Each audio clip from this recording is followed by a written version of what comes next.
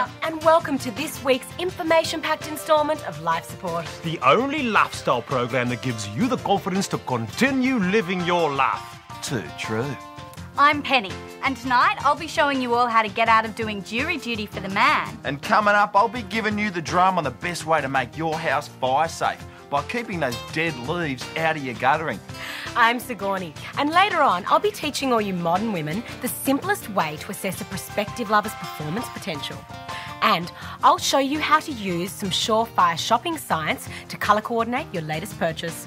How's it, Dr. Rudy here, and I have some practical advice for you tonight, including some preventative techniques for dealing with domestic violence. And in a totally unrelated segment, I'll be showing you less attractive young ladies some fabulous makeover techniques. Oh, Dr. Rudy, that sounds like a wonderful segment. That's right, Sigourney. No ordinary-looking young lady should miss it. Well, it sure looks like we've got a jam-packed show for you. That's right, we've got heaps to teach you tonight. So let's get this show on the road.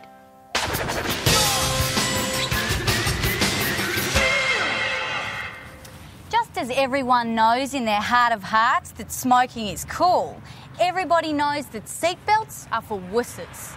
There's nothing that takes the zing out of hurtling down the highway more than the strap-down dag machine. The coolest person in history was James Dean. And while he remains an enigmatic figure, there's one thing we know about him for sure. He didn't wear a seatbelt. However, the nanny state, as run by the man, is determined to stop you from being cool. You can cop a hefty fine for not wearing a seatbelt. And on long weekends and public holidays, if a pig spots you, you can even lose your licence, which is majorly uncool. So, here's a simple way to scam the man and retain your cool. It's a seatbelt t-shirt. With a can of black paint and a wide brush, you can make your own seatbelt t-shirt in about 5 seconds. Now you can be fine-free, no matter how many cops are staring at you as you zoom past them, free and easy. Plus, you know how really cool you are. This one's for you, Jimmy.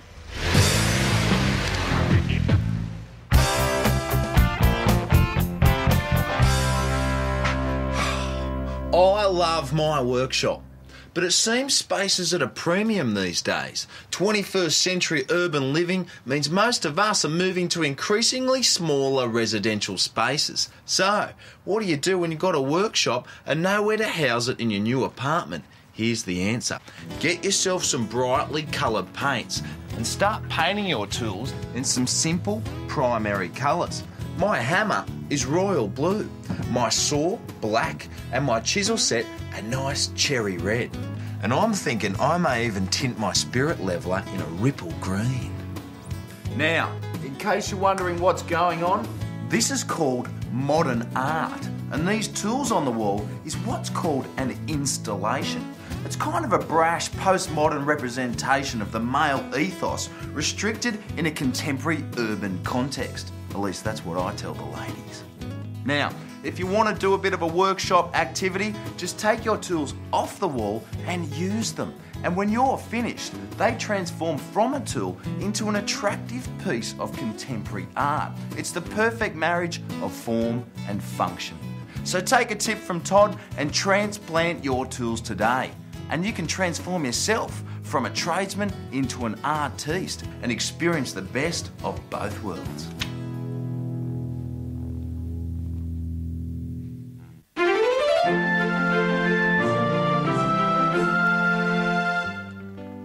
Although a modern woman loves to have sex, it's still difficult to choose who to have sex with. Although he may be attractive, it doesn't necessarily mean he'll be a giving and generous lover. So, here's a good way to discern the demon lovers from the duds. All you have to do is invite him over for a home-cooked meal. Then when he arrives, tell him there's been a little mix-up. I'm so sorry, I got my timing all wrong. I've got all the ingredients to prepare this fantastic entree. It'll take us about 40 minutes to prepare and cook, but it tastes fantastic. It's my absolute favourite. Or I've got this fillet steak, which can be ready to eat in just minutes.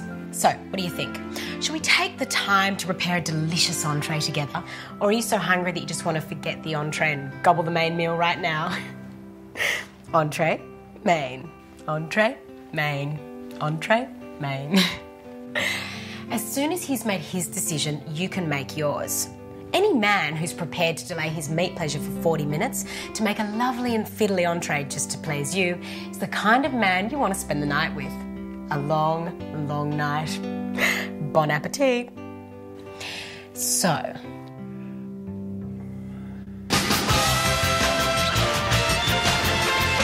Gee, Sigourney, I've got to admit, that really is a great idea.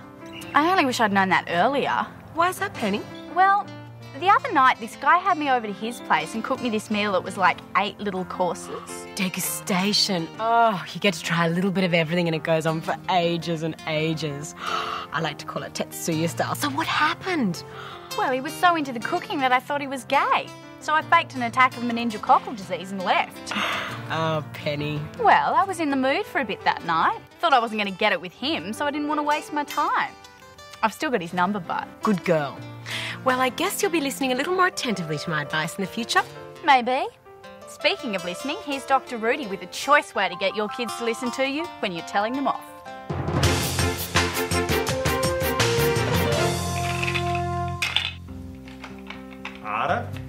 Ada, listen to me. I've got something to say to you. I'm talking to you, boy! How's it, Dr. Rudy here? Do you have trouble disciplining your child? Do they ignore you or answer back when you're trying to lay down the law? Well, today I'm going to show you how to make your child heed every word you say. Have you ever watched a child watching TV? They sit there slack-jawed, wide-eyed and completely transfixed by the screen. And they watch every video they own repeatedly. And you can't fast-forward through the tedious bits because the child will have memorized every word and intonation. So, if you want your child to listen to you, simply videotape yourself telling them off. And when you play it on the television, you will have their complete attention. They'll even want to watch it time and time again.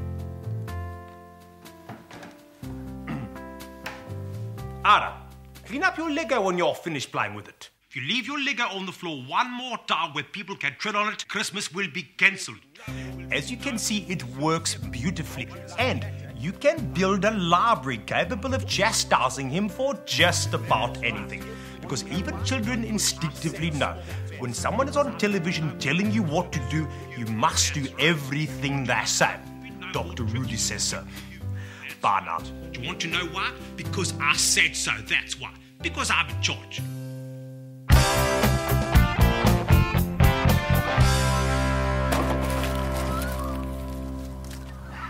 Oh, g'day.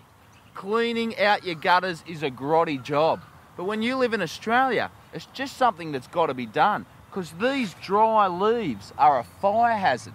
That doesn't mean, however, that you've got to get them out by hand. Because when the bushfire brigade protects a big area from fire, they don't pick out all the leaves, they backburn. So, take a tip from Todd and do a bit of backburning in your own gutters.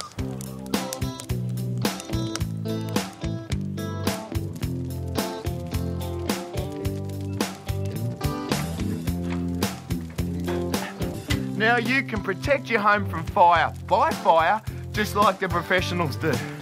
Oh yeah, just so you know, it's good to have a hose handy before you start backburning.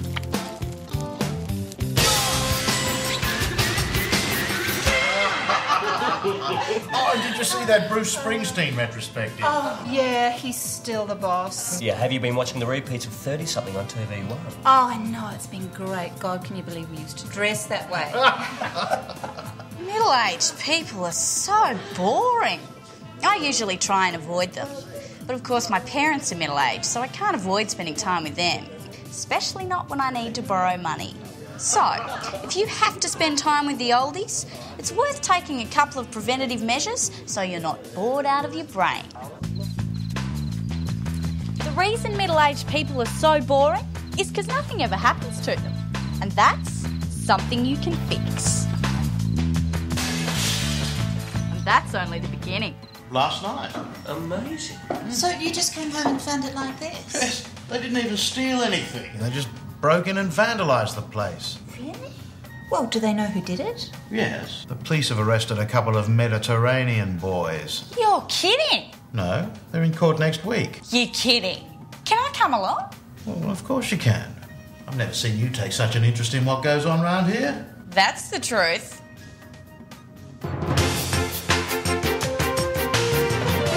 How's it? Dr. Rudy here with more timely guidance for all you young ladies out there who are less than ideal looking. Like Trisha here. Trisha is 18 years old and has never had a boyfriend. Understandable, for as you can see, she is slightly overweight, has terrible skin and rather greasy hair. This combination has kept the boys at bay all her life, but now she wants a boyfriend and has come to me hoping for a remedy to her unfortunate appearance.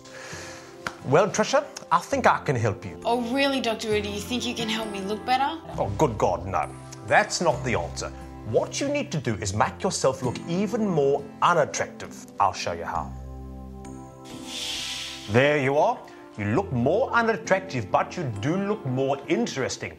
Now people will assume you like to look this way and will think it is your choice rather than your genes. Is that all there is to it? Not quite. Now you need to attend university, preferably studying for an arts or communications degree. And once you're there, you're guaranteed to meet plenty of boys who are trying not to look shallow by going out with an interesting looking girl like you. Thanks, Dr. Rudy. My pleasure. So there you go, girls. If you're ugly, at least be interesting. Bye now. There's a lot more that you have to draw from yourself to be interesting. Attractive takes a hairdresser, a nice outfit and a nice pair of shoes. Interesting takes a lot more, I think. Yeah, I don't mind colourful women. Or more colours of the rainbow, more smash. Yeah, my nigga. No, I don't like them weirdos that dye their hair orange and then they wear, like, I don't know, crap clothes and they look like a bunch of idiots. I've never considered what men like.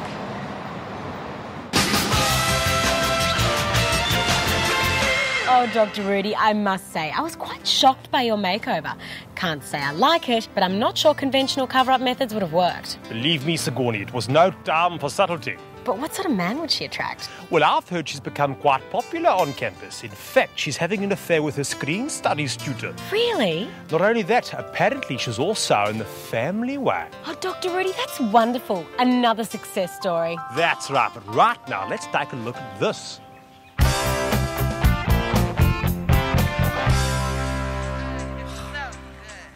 Hardcore pornography. It's one of the most enjoyable things in a single man's life. But once you get yourself a lady friend, well, you can kiss the X-rated pleasure factory goodbye. It's merchant ivory time for you. From now on, the only chance you'll get to watch adult entertainment is on a prawn and porn night with your fellow tradesmates. And there's not a lot of point getting all steamed up with a bunch of blokes. You want to be watching it with her. And now, you can. That's right. There is a way for you to get your lady friend to be just as eager as you are to watch something really disgusting and depraved. All you got to do is go down to your local video store and rent a French film. Don't worry about which one. They're all the same. Now, simply dub the soundtrack of your French film over the top of your favourite porno. Don't worry if the sound bears no relation to what's happening on screen. Bad dubbing is traditional in all French films. Next, tell your lady friend that you've obtained a rare copy of the controversial French masterpiece Petite Blanc Vue, which has been banned in this country by narrow-minded fascists. Her pretension factors will kick in big time, and she'll sit through the most depraved stuff imaginable, as long as it's artistic. And there you have it. Hours of filthy porn you can enjoy as a couple. Makes a very powerful statement, doesn't it?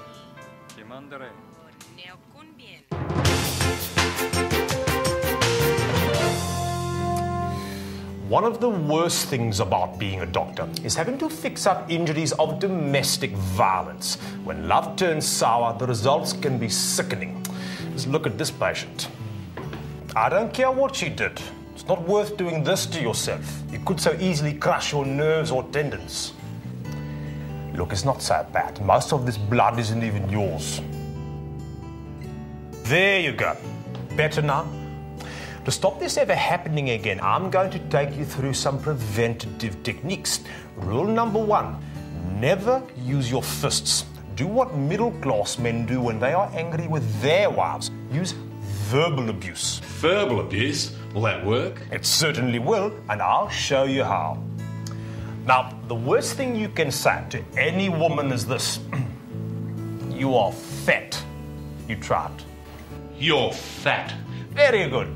It doesn't matter if it's true. The more you say it, the more she will believe it. It will start to chip away at her self-worth. Then to further break her spirit, take any opportunity to remind her that without you, she is nothing. Without me, you're nothing. Hear that? Nothing. Oh, is that all right? Not too much? No, that's good. Go with your instincts. Then it's a good idea to top it all off with the occasional line about her being so useless that you are thinking of leaving her. You never get anything right. Oh, I'm so close to leaving you. Who's going to want someone as useless as you? Well done. You're really getting the hang of this. By now, her self-esteem will be so low, the threat that you might leave her is much more frightening than anything you can do with your fists. Of course, you have no intention of leaving her. Why would you, after putting in all this groundwork? Is that all it takes? That's right. After that, she'll be a blubbering heap cowering in the corner of the kitchen floor. Exactly the same result as if you punched her half a dozen times, but at no risk of physical injury to yourself. Oh, thanks, Dr. Rudy. My pleasure. Because there's no point in hurting a woman if you hurt yourself as well. It just makes twice as much work for me. Bana. Your wife probably might be the mother of your children, so, I mean, that's just not on, hurting, something that's connected to you like that. If someone hits you, I mean, the pain goes away, but what they said to you stays in your mind, and that affects you, your life, your lifestyle, and whatever you ever want to do in life. I've probably hit a few fellas in my time as well, just because, you just feel the need, and, I do kickboxing and stuff now, but yeah, I don't think it's just necessarily men hitting women at all.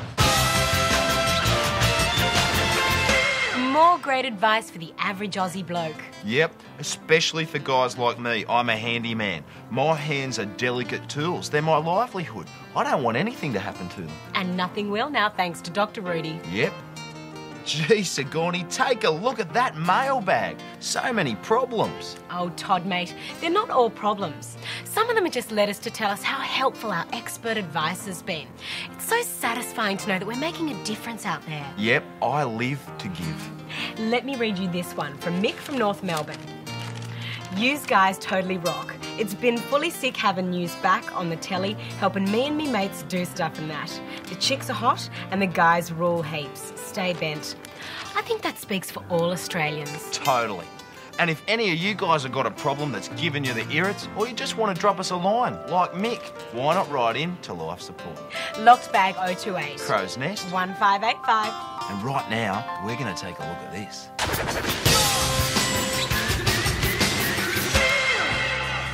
Oh, Christ. Jury duty. How the hell did they get my name? I thought I'd had that taken care of. What sort of fascist state is it that forces you to go to court and cast judgment on everybody? Jury duty is a prerogative we all want to evade in a healthy democracy. And it's simple, if you know what to do. Miss Penny, what are your thoughts on mandatory sentencing for murder? I'm a firm believer in the death penalty for abortionists. If you ask me, the maximum sentences for most crimes isn't long enough, especially shoplifting. I heard the other day that the government was talking about closing down some of the prisons. Shouldn't we be building more? How will these people ever learn if they're not punished? And the punishment never seems to fit the crime.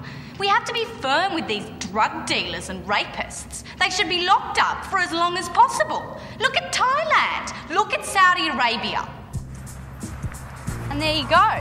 There's no way any defence lawyer will agree to have someone like me sitting on a jury. And if you're not sure what to say, Talkback Radio is full of intolerant opinions and reactionary ideas you can use. Just spray these at the boys in court and your free time's yours again. See ya.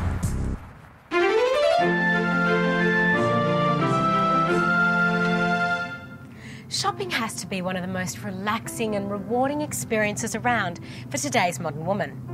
But the most common mistake a conscientious fashion shopper can make is buying an item that you can't accessorise with the rest of your wardrobe. And trying to remember the exact colour shade of every item of clothing that you have would be absolutely maddening. So here's an easy way to make sure you always buy the right outfit. All you need is one of these. Excuse me, I'm trying to pick the right colour. Do you mind holding them up? Thank you. Now, while the salesgirl is temporarily blinded, simply cut a small piece of fabric from each of the garments you're interested in. Thanks. Then when you're at home, test your cuttings against the rest of your wardrobe. That's the one. Now you know exactly what to buy. I like it, but it's damaged. How about it 50% off?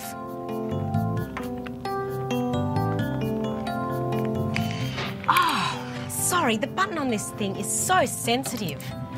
Not that you actually have to go home with the damaged one.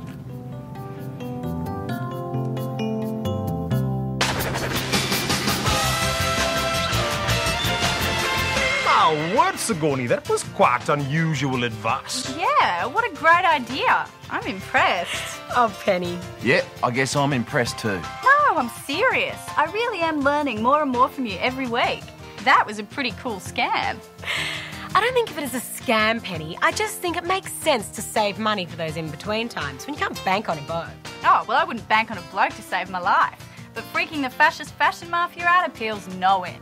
Well, disbelieve if you must. But here we are, and it's the end of another show. And for you at home, I hope the search for your solution ended satisfactorily. If not, there's no need to worry. Because we will be here for you again next week. With more advice you won't find on any other lifestyle show. That's right. Until then, why not experience the joy of sponsoring a child or painting a self-portrait? In the meantime, you Australians look out for one another.